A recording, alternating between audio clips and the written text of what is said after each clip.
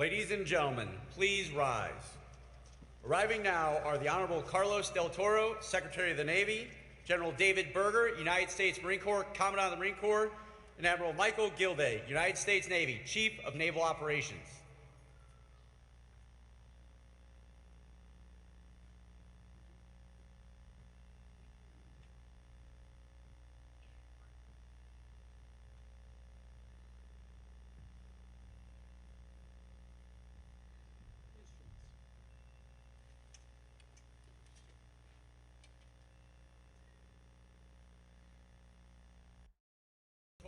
Secretary of the Navy, General David Berger, United States Marine Corps, Commandant of the Marine Corps, and Admiral Michael Gilday, United States Navy, Chief of Naval Operations.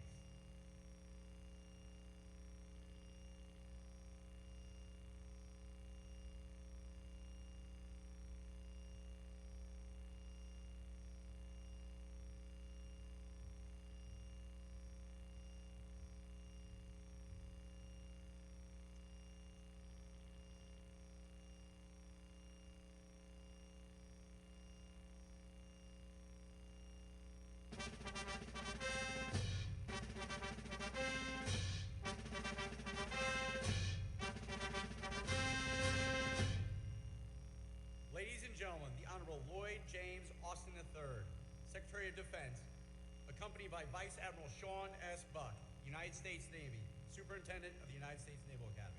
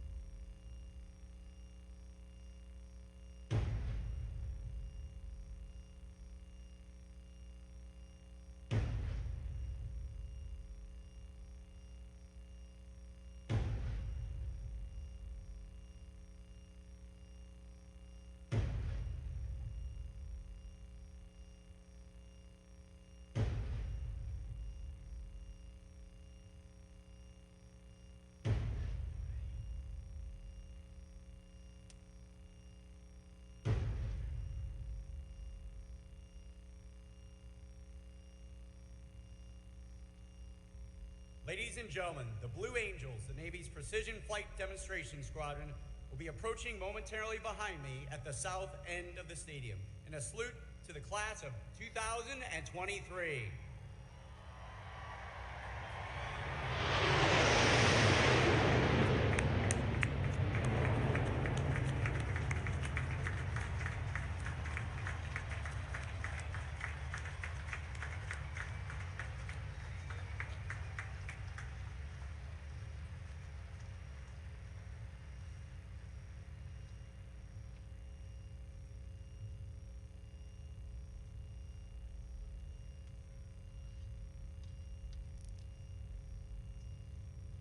Ladies and gentlemen, we invite all of our guests to remain standing for our national anthem, sung by Midshipman First Class Annabelle Powers, and the invocation by Captain Maurice Buford, Chaplain Corps, United States Navy.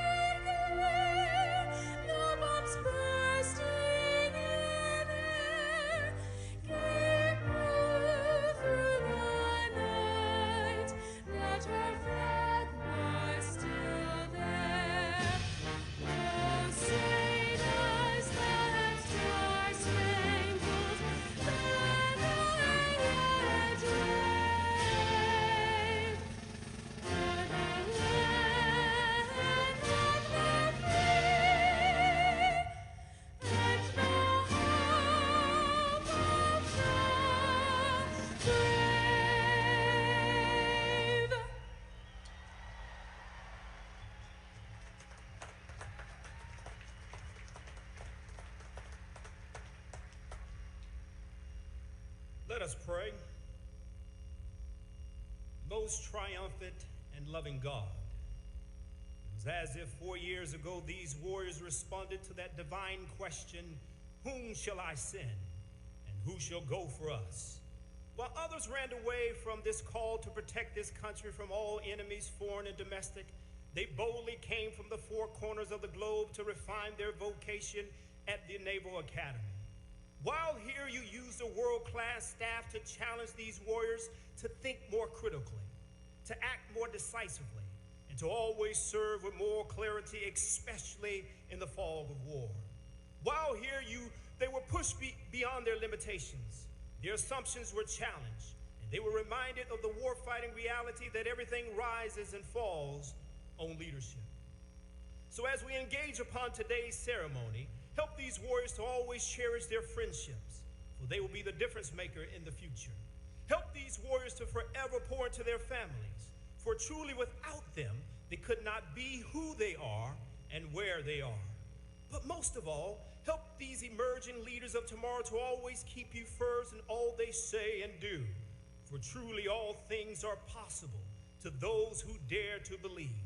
And God, we believe that the best is yet to come. Now receive all of your glory, your power, and your honor forever. Amen.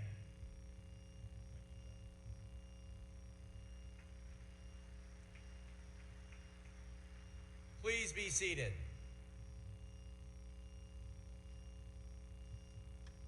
Ladies and gentlemen, the 63rd Superintendent of the United States Naval Academy, Vice Admiral Sean S. Buck.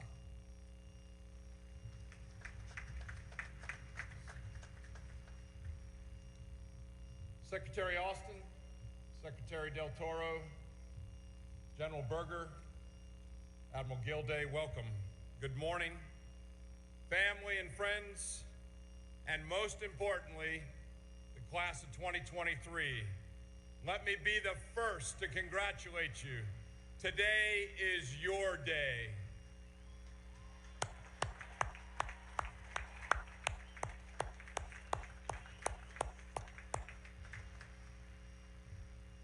I can't tell you how thrilled I am to be here, looking out at all of you all and your loved ones here in the Navy and Marine Corps Memorial Stadium. So much work has been done behind the scenes to make commissioning week run as smoothly as possible, as safely as possible, and to set up this beautiful ceremony today. I'd like to take a brief moment to thank our dedicated faculty and staff, the Naval Academy Athletic Association, the United States Flight Demonstration Team, the Blue Angels, the class of 1973, this year's Link in the Chain class, our chaplain corps, and our very own Naval Academy band for putting together a fabulous ceremony this year for our graduates. How about a big round of applause for all those folks?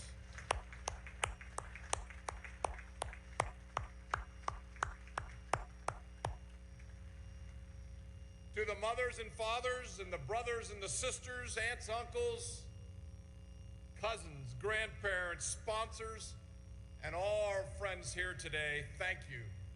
From the bottom of my heart, Joanne and I say thank you for your unwavering and continuing and everlasting support of the young men and women that are here on the field today. Without you all, they may not have been able to navigate as well as they did over these last 4 years. And as we all know, the class of 2023 navigated a global pandemic during the heart of their Naval Academy journey. And while I'm very proud of their resilience that they demonstrated during the darkest hours of that journey, I'm most proud of the leadership that they demonstrated leading the brigade of midshipmen out of the pandemic. Over this past year, the class of 2023 reinstilled a sense of unity, accountability, and esprit de corps amongst their fellow midshipmen that had been fragmented during the toughest periods of the pandemic. 23, I will be forever grateful for your grit, your professionalism, and your optimism that helped the entire brigade navigate our way out of the pandemic.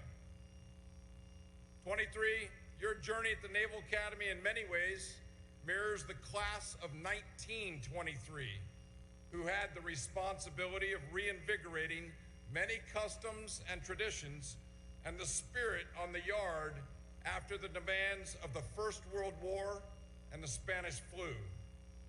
In fact, one of the most prominent members of the class of 2023 did not even graduate high school prior to matriculating to the Naval Academy due to the impact of the Spanish flu. But years later, Admiral Arleigh Burke, Naval Academy class of 2023, would go on to distinguish himself as a steadfast commander during World War II and the Korean War, and ultimately become the 15th Chief of Naval Operations. 23, I'd like to pass on some words of wisdom from a piece that Admiral Burke penned for the Proceedings magazine in 1975. He wrote, and I quote, "Great leaders have much in common. Each of them had a goal, an objective that they wanted to achieve. Usually, Navy leaders aspired to win honor and success for their country. Each of them worked hard to achieve a high degree of professionalism. Each tried to become the best naval officer among his peers. Each learned thoroughly all elements of their profession. They knew the capability and limitations of the equipment they used, not superficially, but thoroughly. They learned how to communicate with their fellow men and to inspire their associates with the zeal and enthusiasm that they themselves possessed. They realized that not only must they be highly skilled professionals, but so must all under their command. 23, these past 4 years have solidified your foundation and given you the requisite tools that you'll need to become a great naval leader. But as Admiral Burke alludes to, there is still much work to be done. When you get to the fleet, keep his words in mind. Set goals, learn your profession, communicate, inspire, and strive always to be the best version of yourself. Like every class that's come before you during your time in Annapolis, your gaze has been necessarily focused on the horizon and the challenges to come. By design, your 4 years by the Bay are spent in constant preparation for what comes next as officers in the fleet and the great adventures that awaits each and every one of you. Within this hour, each of you will raise your right hand and take an oath to defend our Constitution. That action and promise will bind you to every Naval Academy graduate that has come before you and every graduate that will follow. Take your oath today with the knowledge that you have a strong foundation upon which to continue your journey as Navy and Marine Corps officers. And also know that the Yard, the faculty, the staff, and the coaches who have dedicated their life's work to our mission and this community of alumni that you're joining today will forever remain your home, ready to welcome you back to our shores from wherever you may roam. Your nation is counting on you, class of 2023. Your Naval Academy family is very proud of you. We look forward to what each and every one of you may accomplish. Ladies and gentlemen, it's now my pleasure and honor to introduce the Secretary of the Navy, the Honorable Carlos Del Toro.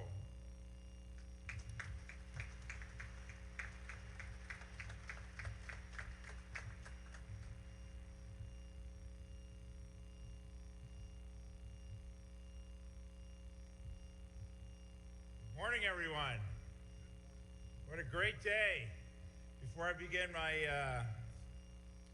statement here, let me thank the chaps. It's good to see that he still has good connections upstairs. Thank you, Chaplain, for beautiful weather today.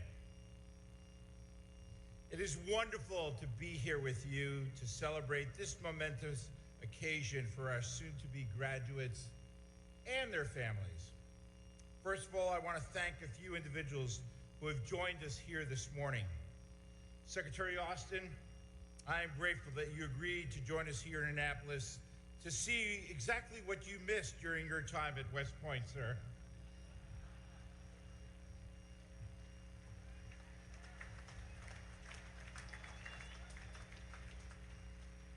Now, as the Secretary knows, I've always been very loyal to him in every possible way, but when I was first confirmed by him, which was a deep honor for me, I promised him that I would be faithful and true to him 364 days out of the year. Something tells me that the nightlife of the Hudson Valley didn't compare to that of downtown Annapolis.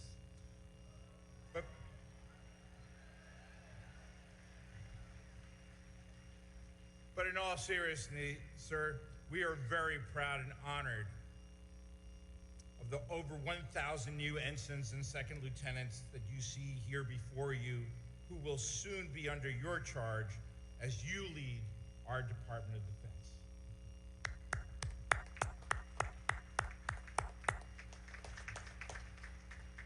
We have no doubt and all the confidence that you will find these officers ready and eager to address the challenges that lay ahead for our nation. Admiral Gilday, General Berger, I know today is bittersweet for both of you as you commission your last class from Annapolis before retiring. For almost 80 years of combined service, you have stood the watch, leading sailors and Marines at every level of command around the globe. I personally have appreciated your counsel during my tenure, and even more than that, your partnership. As you head off on your next journey, please know that the Navy and the Marine Corps that you leave behind are stronger thanks to you, and that includes these young officers who will carry forward your legacy of service.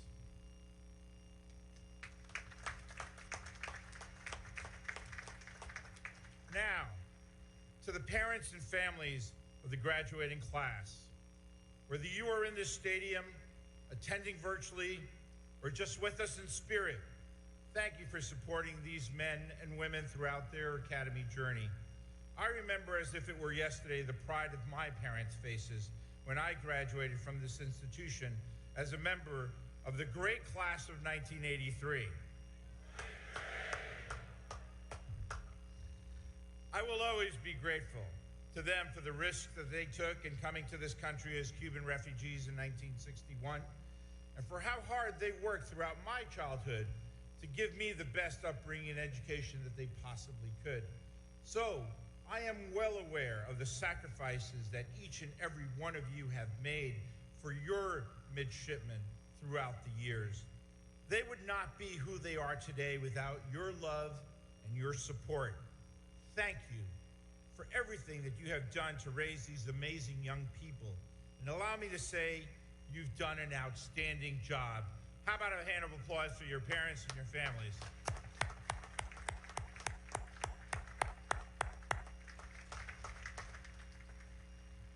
And now I want to address our soon-to-be ensigns and second lieutenants. 40 years ago, just yesterday, though they passed in the blink of an eye, Vice Admiral Buck and I were sitting right here where you are today, listening to then the 65th Secretary of the Navy, John Lehman, talking to us about the challenges that we would soon face. At the time, the United States Navy and the Marine Corps were focused on maintaining an easy peace around the globe, ensuring the freedoms of the seas in the face of the enduring threat that was posed by the Soviet Union.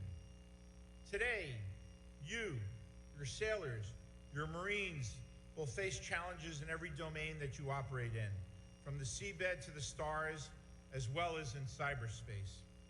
Nations like Iran and North Korea are destabilizing forces in their respective regions, while Russia continues its unprovoked and illegal invasion of Ukraine, violating their territorial and national sovereignty. In the Indo-Pacific, we are observing the rapid buildup of the People's Republic of China's Navy as they look to intimidate and coerce their regional neighbors to gain acceptance of their excessive maritime claims. It is clear that these nations are trying to upend the rules-based international order that, since World War II, has brought peace, stability, and economic opportunity to billions of people around the globe. You will face great challenges, and you will do so in a rapidly changing environment. I can think of no greater responsibility and no greater honor than to be entrusted with leading our sailors and our Marines. You will be asked to make hard decisions, decisions that will have real impacts on the lives of those under your charge. But make no mistake, you are ready for what lies ahead. The lessons that you learned in Loose Hall and throughout the yard will serve you well, providing a foundation from which to act with honor and integrity when those situations arise. Strong moral leadership will be required of each of you as you strengthen your own teams, whether it be your division underway on board a ship or your platoon deployed to a far-off land. By doing what you know is right, by leading by example, you will succeed and your teams will succeed. Remember what you have learned here. Remember our core values, and always, always treat each member of your team with dignity and respect. Now, I cannot tell you what the future exactly holds for you in your naval careers. In 1983, I could never have predicted that I would be the first commanding officer of the USS Bulkley, DDG-84, let alone the 78th Secretary of the Navy. Nor would I have ever guessed that I would be sharing this stage with my classmate, your superintendent, as we welcome you into our ranks. Vice Admiral Buck, thank you. Thank you and Joanne for your service to our nation. For decades, you have served as a Navy family, supporting not only each other, but our sailors at every level from the squadron to 4th Fleet and now to the Naval Academy. What you have done for the Navy, Marine Corps, and our nation as you shape these future leaders of our naval services simply cannot be overstated. And it has been a true honor to serve alongside you once again. These new officers before us this morning are prepared to lead thanks to your efforts. As I close my remarks, I will leave you all with this final thought. Every day you spend as commissioned officers, remember that our nation needs you to live up to the oath that you take here today before your families and your friends to protect and defend the Constitution of the United States, not for self, but for country. These words are now engraved on your hearts, just as they were for every generation of graduates before you, and as they will be for all those who follow in your footsteps. With that, my heartfelt congratulations to the class of 2023. It is an honor to welcome you into our fleet and our force. May God bless each and every one of you, your sailors, your Marines, and your families. Thank you.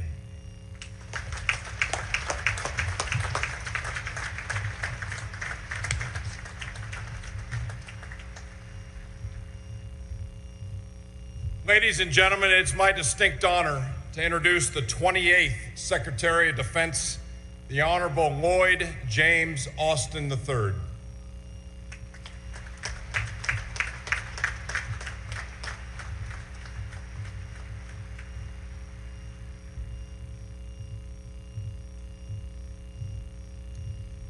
Well, good morning, class of 2023.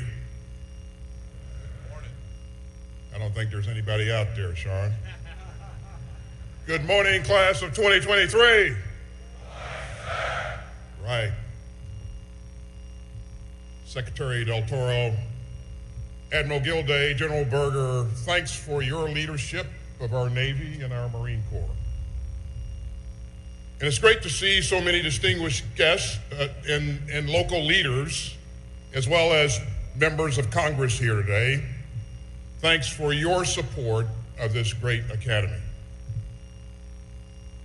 Vice Admiral Buck, family, friends, and above all, graduates, I am absolutely delighted to join you on this proud day. It is great to be here. Even though the first guy that I met said, beat Army.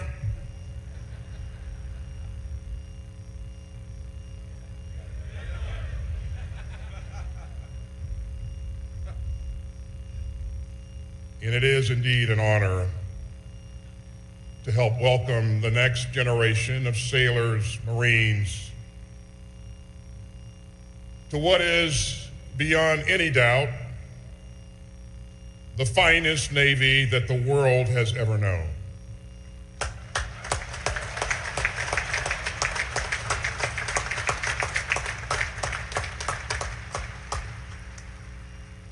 Now, you're going to need to get used to some new titles. So congratulations, ensigns and second lieutenants. Huh!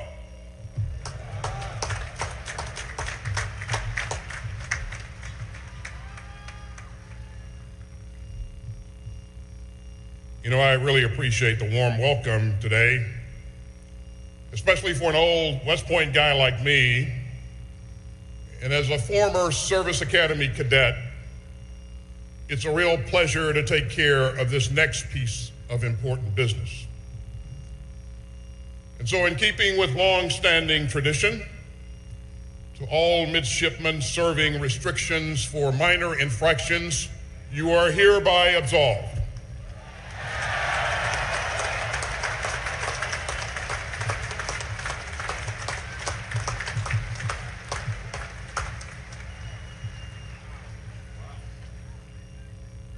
You know, I've always wanted to do that.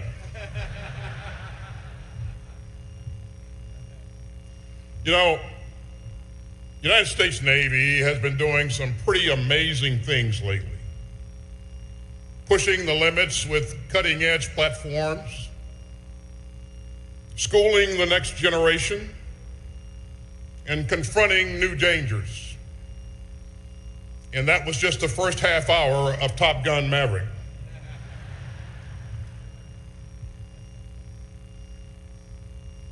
As I look around this stadium, I see some very proud families and loved ones out there. You've been on this journey right alongside your midshipmen. From my day to plebe summer, to signing those 2 for 7 pledges, your love and encouragement has given them the strength to keep going.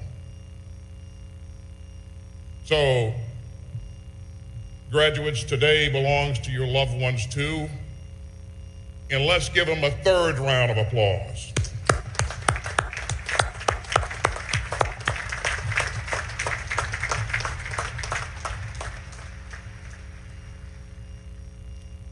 Let me offer a special word of thanks to the sponsor families.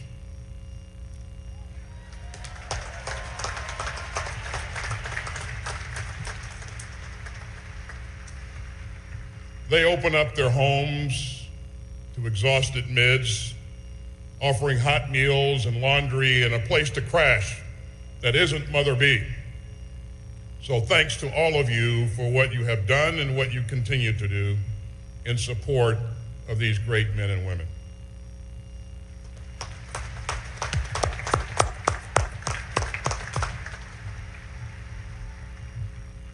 And Vice Admiral Buck has also got a graduation of sorts coming up. Soup, you've led this brigade through incredibly challenging times. I want to thank you for your many years of service. And as your retirement beckons, we wish you fair winds and following seas.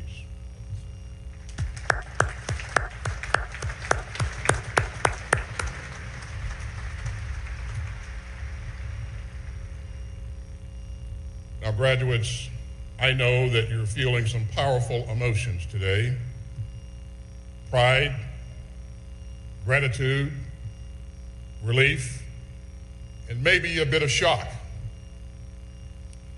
And if you're anything like my own academy class back in the day, you may be worrying about what's next.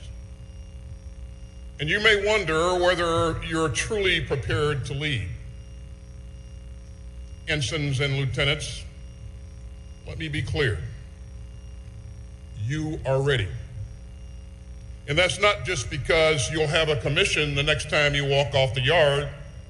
It's because of each and every time that you walked onto the yard. You chose to come to this academy. And despite challenges that nobody imagined, you chose to keep coming back and to keep pushing and to keep growing. And you know, all those choices add up to character. And all those decisions add up to integrity. And all those deeds add up to leadership.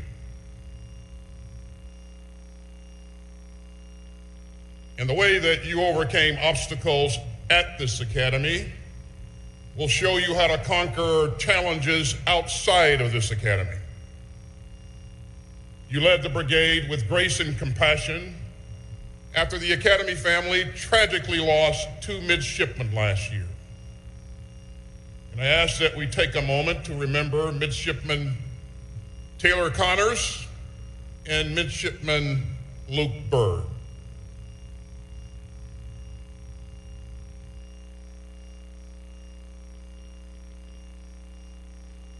Some of you have been hit with unexpected challenges. Maya Weiss learned last year that she was facing a battle with Hodgkin's lymphoma.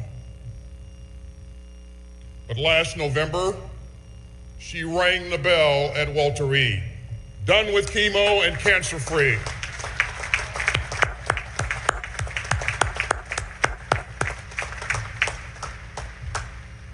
And Maya, your classmates can't wait for you to join them in the fleet later this year.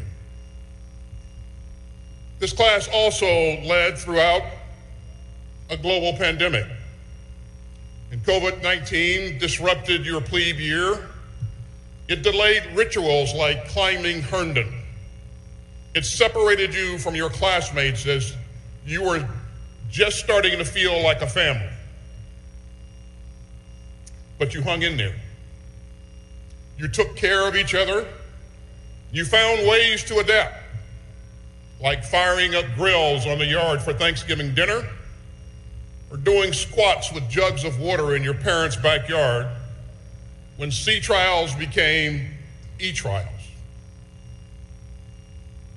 And when it was finally safe to gather again, you reunited with your classmates and you made good use of that weekday liberty at O'Brien's.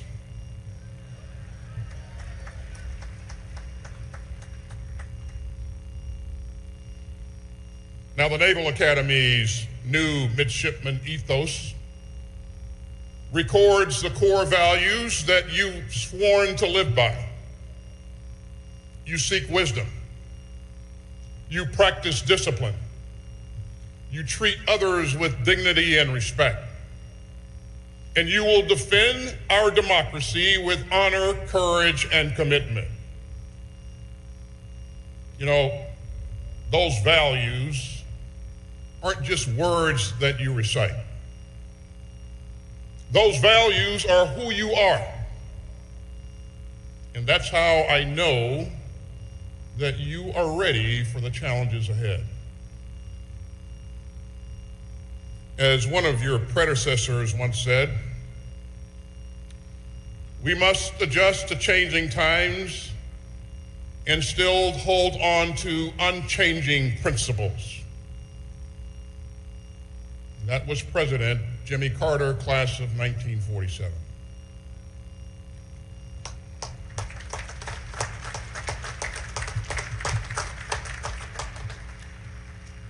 And I am proud that one of this school's most distinguished alumni, a man of deep faith and a champion of human rights, is now honored on the yard with the naming of Carter Hall.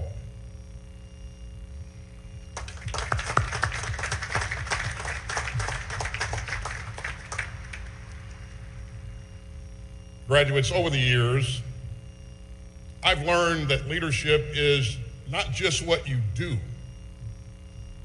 it's who you are.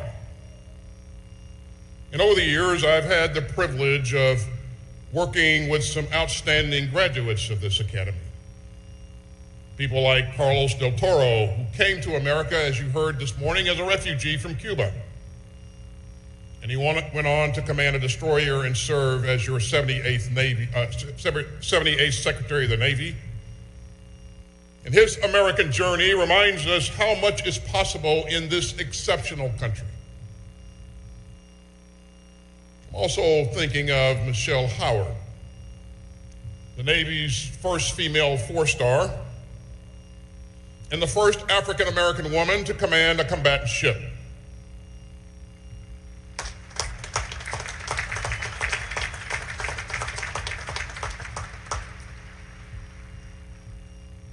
And after she retired, Admiral Howard led the important commission to rename military assets after great American patriots who represent the very best of our history.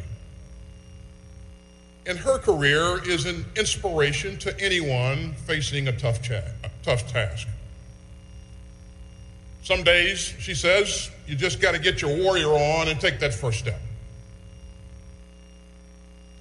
I'm also thinking of my junior military assistant, Lieutenant Colonel Jay Armas, class of 2001. Now, this outstanding Marine is with me every day, morning until night. And every morning, when Colonel Armas briefs me on my schedule, he realizes that all those chow calls were actually good for something. And finally, I'm thinking of my former boss, Admiral Mike Mullen, who was the 17th chairman of the Joint Chiefs of Staff. He taught me some of the most important lessons of my career. And the first one was don't ever work for a Naval Academy graduate when Navy football is in the middle of a 14-year winning streak.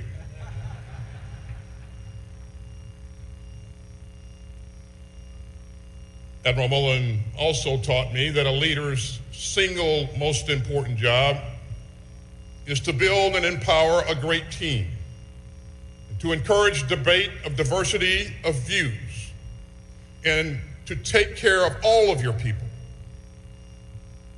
If it hadn't been for Admiral Mike Mullen, I probably wouldn't be here with you today. You know, naval officers have a special understanding of the power of teamwork. To keep a ship afloat or a submarine diving, the crew has to work together as one team, from the captain to the cooks. And that's the spirit that makes American sea power so formidable. And we need that spirit for the crucial mission that you're all here to shoulder. America's sea power lets us sail and fly and operate alongside our unrivaled network of allies and partners from the South China Sea to the Gulf of Aden to the Caribbean. It lets us project power around the world. And it helps us secure the sea lanes for the free movement of people and goods and ideas. Today, our Marines are showing the power of teamwork as they train alongside our allies in Japan and the Philippines to strengthen deterrence in the Indo-Pacific. Our Navy is driving forward our historic AUKUS partnership with Australia and the UK, bringing together three great democracies to keep the Indo-Pacific free and open and prosperous. And in Europe, our sailors are operating shoulder to shoulder with our NATO allies. And the Navy has helped expand Ukraine's maritime capabilities as Ukraine fights against Russia's cruel and reckless war of choice. So around the world, the Navy and Marine Corps bring relief to disaster zones. They counter piracy and drug trafficking. And they defend the freedom of the seas and skies and space. And that's what American sea power lets us do. Ensigns and second lieutenants, that is your mission. And your leadership will be at the very heart of America's work to forge a more open and more peaceful 21st century. You know, our competitors openly challenge that vision. They want to replace the hard-won post-war system of rules and rights with a lawless world of autocracy and aggression. But the American flag atop a U.S. Navy ship has long been the symbol of hope for a more free and secure world. So graduates, you will deploy forward. You will travel the globe to defend our democracy. And you will learn that the lifeblood of the rules-based international order is actually seawater. That's a big job, but you're up to it. You know, exactly 30 years ago today, the class of 1983 heard from a wise and scrappy member of the Naval Academy's class of 1958. Senator John McCain held true to his values under impossible circumstances. And to the graduates sitting where you are, he said, quote, "You have been taught much of what is necessary to lead other men and women in war and peace. You will learn much more from your approaching experiences. As ensigns and second lieutenants, the character of the young sailors and Marines entrusted to your care will be formed in large part by their appreciation of your character.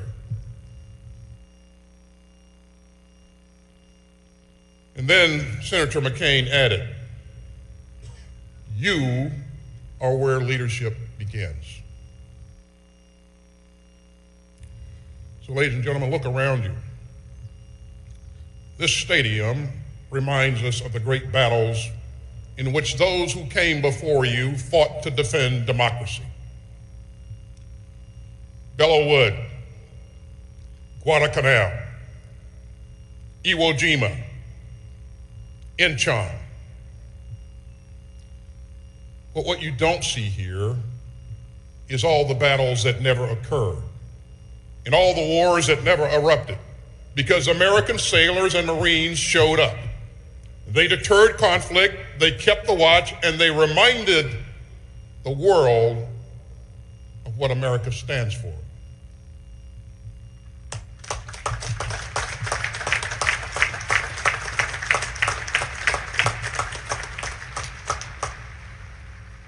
As President Theodore Roosevelt once said, a good Navy, is not a provocation to war. It is the surest guarantee of peace. Class of 2023, wherever your career takes you, remind the world of what you stand for and what America stands for: honor, courage, and commitment, democracy, liberty, and the rule of law. And the lessons of this academy will always steer you true. And when the fog rolls in, let the values that you have learned here be your lighthouse, because your commanders will call on you. Your teammates will look to you, and your country will count on you. And I know that you are ready, because you are where leadership begins. In class of 2023, I am absolutely honored to call you my teammates and shipmates. And we will be cheering you on as you make our country stronger, and our democracy deeper, and our world safer. Congratulations. May God bless you, may God bless your families, and may God continue to bless the United States of America.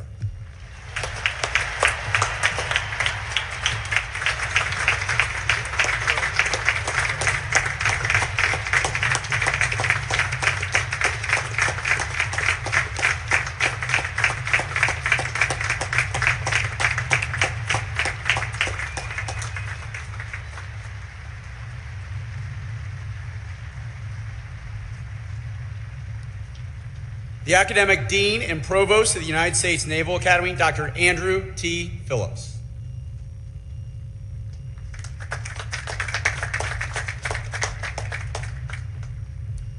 Successfully completing the required